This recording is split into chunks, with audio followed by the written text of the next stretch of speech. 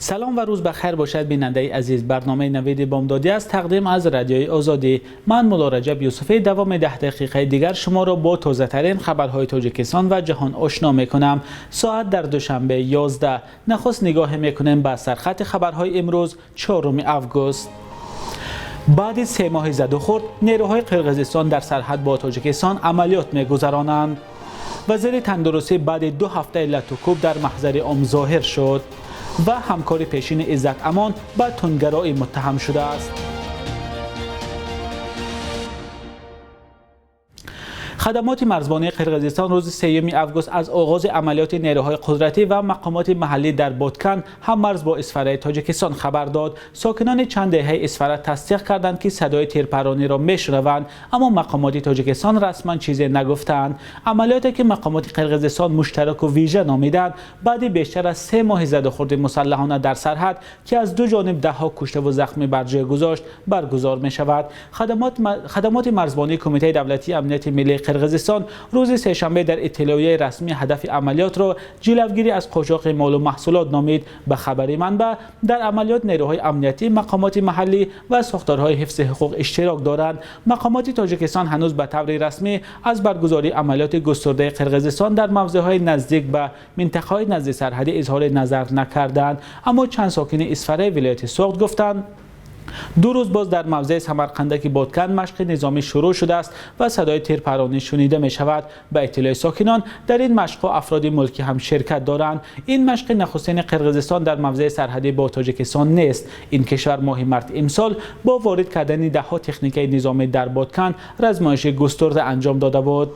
جمال الدین عبدالله زاده وزیر تندرستی تاجیکستان بعد 2 هفته لطوکوب شدنش از سوی جنهای رئیس جمهور در محضر عام ظاهر شد. دفتر مطبوعاتی وزارت تندرستی روز 3 آگوست با نشر چند عکس خبر داد که جمال الدین عبدالله زاده شهروندان را قبول کرده مراجعت آنها را شنیده است. رادیوی آزادی مستقلانه تصدیق کرده نمیتواند که عکس‌های نشر کرده وزارت تندرستی روز گذشته گرفته شدند و یا عکس‌های پیشتر هستند. وزیر تندرستی روز 20 ایول از سوی 3 خواهرزاده امام علی رحمان پرزیدنت تاجیکستان لطوکوب شده بود. به اطلاع منابع رادیوی آزادی، فخرالدین فرخ و زیادعلی سفروف ها بعد فهمیدن مرگ مادرشان قربان بی رحمان و به پزشکان از جمله وزیر تندرستی حمله کردند. ناراضگی آنها بعد آن سر زد که پزشکان خارجی گفتند شیوه طبابت خواهر پرزیدنت در بیمارخانه حکومتی نادرست بوده است. در آن مناقشه جاغ جمال الدین عبدالله زاده وزیر تندرستی آسیب دیده، خل محمد رحیم زاده مدیر مرکز طبی نزد دستگاه اجرایی پرزیدنت از سرش ضرب خورده بود.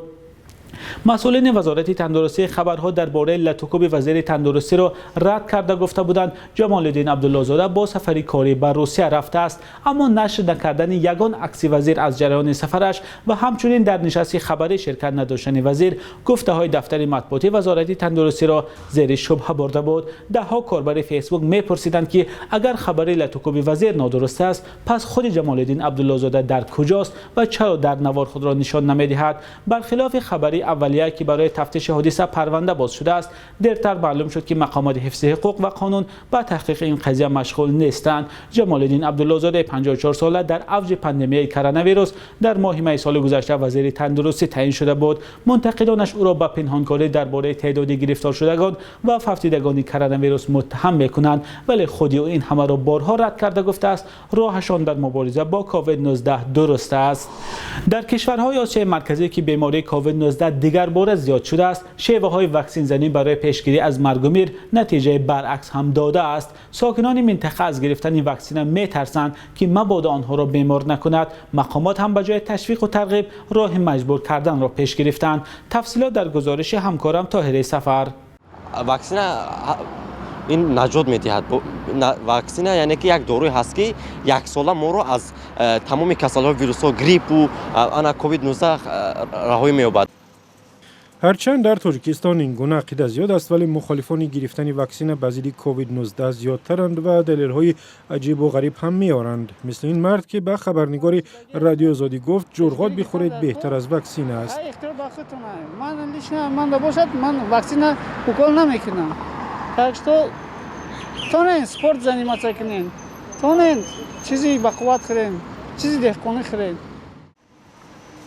در تاکسی و نقلیات عمومی بعضی‌ها همان بافته‌های کاربران شبکه‌های اجتماعی را دلیل می‌آورند که واکسن انسان را بزور یاد می‌کند. برای همین نباید گرفت. برای تشویق اهالی وزیر تندرستی تاجیکستان هم خودش واکسن گرفت، ولی ترس همانو برجاست که مردم زیاد به بیمارستان‌ها نمی‌روند و واکسن نمی‌گیرند.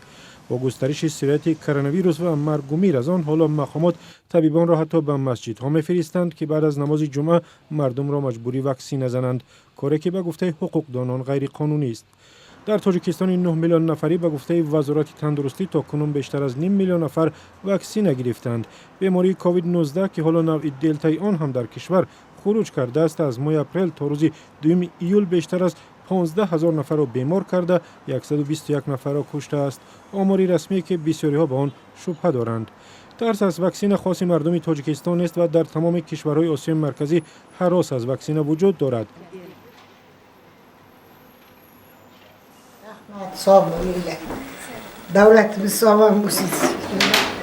در ازبکستان همسایه اساساً واکسن ZF اوزواک 2001 استفاده می شود که آفریده چین و ازبکستان است. سپوتنیک وی و استرازینیکا نیز میزنند. از بس که دارو و دیگر محصولات چین در منطقه آبروی زیاده ندارد، مردم ازبکستان از واکسن های چینی میگریزند و به گفته طبیبان حق نیز دارند. قرار است به زودی استحصال واکسن دیگری داخلی به راه مانده شود. Hozircha Xitoy o'zbek vaksinasi haqida لطفاً بگویید که این واکسن را در کدام مؤسسه ازبکستان ساختند. به غیر از ما آن را کی استفاده می کند؟ برای کدام نوع ویروس کارگر است؟ آیا با اصول تکراری آزمایش شده است و عالمان کدام کشور در آفریدن آن نقش داشتند؟ marhamat shu ma'lumotlarni beringlar, keyin emlashingizni o'tkazaveringlar. در ازبکستان تا کنون از راه زوری وزاری تقریباً 7 میلیون نفر از اهالی بیشتر از 38 میلیون نفری را واکسن زدند. در قزاقستان همسایه با ازبکستان هم احوال چنین است. در اینجا مردم اکثرا واکسن روسی سپوتنیک وی میگیرند و واکسن کاسکووید این را که عالمان قزاق آفریدند. شکل کامل این گزارش را در سامانه رادیو آزادی و صفحه آزادی ویدیو در یوتیوب تماشا کنید. مقامات تاجیکستان حسین ایشانقلوف کارمند سابق مرکز تاجیکان در مسکو را که بیشتر به حمایت از حقوق مهاجران مشغول است، با دعوت عمومی برای فعالیت افراطگرایی با استفاده از رسانه‌ها یا اینترنت متهم کردند. این بند قانون از 2 تا 5 سال محرومی از آزادی را در نظر دارد. حقوقدان 26 ساله که در روسیه کار زندگی می‌کند گفت نمایندگان ریاست مبارزه با جنایت‌های سازمان یافته وزارت کارهای داخلی یا اوباپ تلفنی از او خواستند به کشور برگردد. در ریاست تصدیق کردند که به ضد او بر اساس قسم 2 ماده 307 پرونده گشودند، ولی دلیلش را نگفتند. در سازمان مرکزی تاجیکان در مسکو باور دارند که مشکل حسین ایشانقلوف پس از یک صحبتش درباره عزت امان حامی بازداشت شده مهاجران در تلویزیون نسل شوریم شروع شد. بخش یک روز تاریخ را همکارم نگاره فضل‌الدین تقدیمتان می‌کند که مهمترین تحولات تاریخی در روز 4 آگوست را فرا می‌گیرد.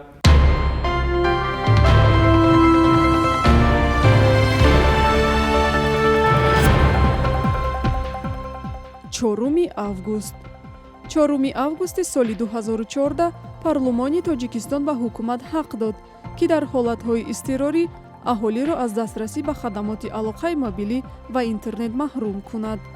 қароре ки мавриди интиқоди ҷомеаи шаҳрвандӣ ва ҳомиёни ҳуқуқ гардид, аз ҷониби ҳукумат ҳамчун амри зарурӣ ба хотири ҳифзи субот дастгирӣ шуд. созмонҳои ҳомии озодии баён аз маздуд шудани дастрасӣ ба шабакаҳои хабаррасон дар ҳолатҳои сар задани ноамнӣ пайваста интиқод мекунанд. 4 августи соли 2018 эмомалӣ раҳмон, раиси ҷумҳурии тоҷикистон, тарҳи ислоҳшудаи кодекси ҷиноиро имзо кард, ки барои даъват ба терроризм дар интернет ва ё тарафдорӣ аз фаъолияти террористӣ дар шабакаҳои иҷтимоӣ ҷазои сахт муқаррар шуд.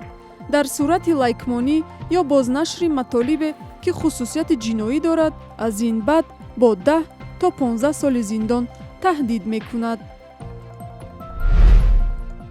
4 августи соли 2016 ваколатдори ҳуқуқи инсони тоҷикистон гуфт, ҳадафи паноҳҷӯии шаҳрвандони кишвар дар аврупо, ба хусус Лаҳистон, на дар дарёфти паноҳгоҳи сиёсӣ, балки фақат роҳ ёфтан ба ин кишварҳост.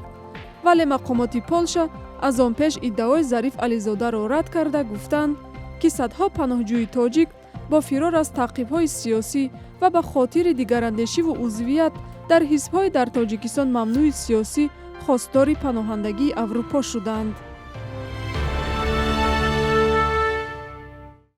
بانک ملی تاجیکستان ارزش سامانده را نسبت به اسعار خارجی برای امروز 4 آگوست چنین اعلان کرده است.